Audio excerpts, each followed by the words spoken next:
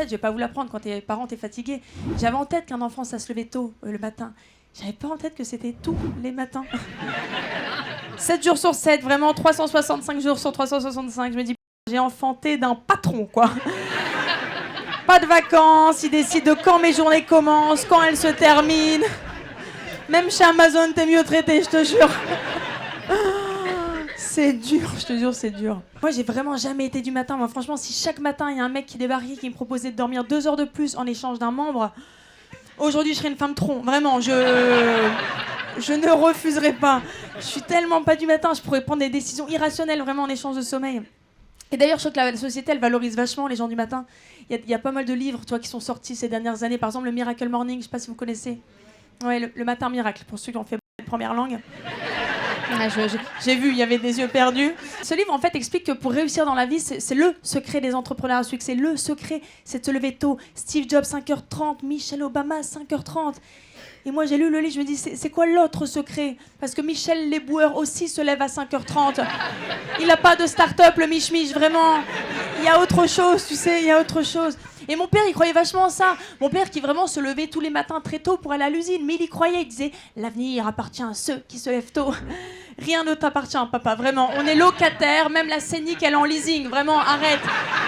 Arrête de croire à ça, je te jure. Je suis en voiture au Maroc.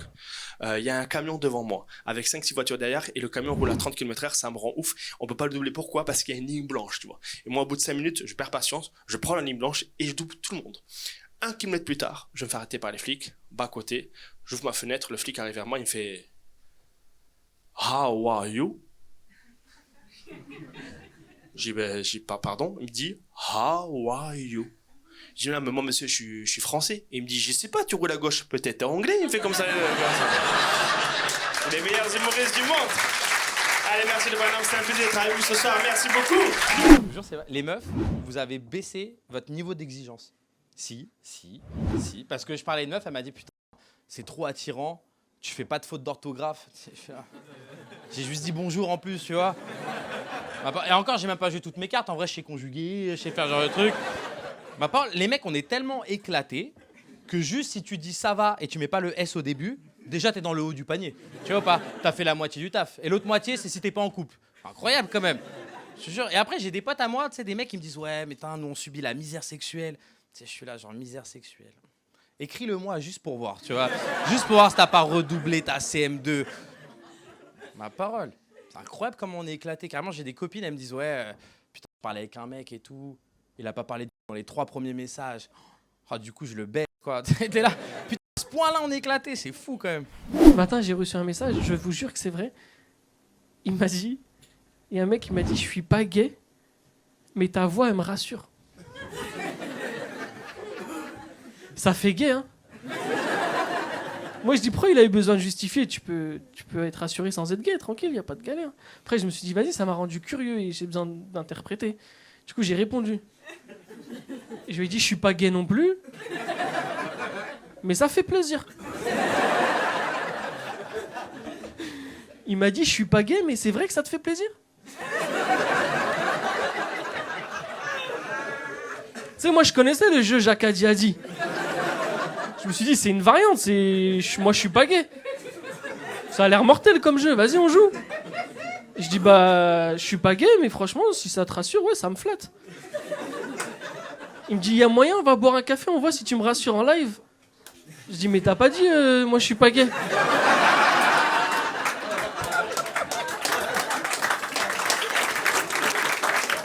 La prochaine fois que vous allez à l'étranger, si vous voulez comprendre le comportement des gens, regardez comment ils traversent les passages piétons. Vous allez tout comprendre, mais c'est incroyable la source de savoir de ce truc, quoi. Mais ça, par exemple, moi je suis allée en Allemagne. Bah tu vois, les Allemands, ils passent toujours bien au passage piéton, vraiment toujours bien. Le bonhomme vert, il passe, le rouge, il s'arrête. Voilà, allemand, peuple obéissant. Tu vois, ça fait le lien. Je suis allée au Canada ensuite. Canada, pareil, toujours dans le passage piéton, jamais ils vont en dehors du passage piéton. Canada, peuple gentil. Maroc, pas de passage piéton. Maroc, peuple croyant. Ça fait le lien. Voilà, et France, France, peuple autonome. Voilà. C'est le mieux que j'ai trouvé pour nous, les gars, vraiment quoi. Mais nous, le passage piéton, il est là ou il est là-bas. Ça ne change rien du tout, hein, mais rien quoi. Moi, j'ai l'impression que chez nous, le passage piéton, c'est devenu du street art. Tu vois ce que je veux dire quoi? C'est de la peinture, hein, les gars. Quoi. Il y en a qui passent à côté, sont mais non, un Banksy. C'est bien fait, hein, ouais. On dirait un code barre. Je sais pas qu'est-ce que l'auteur a voulu nous dire. Je sais pas. Quoi.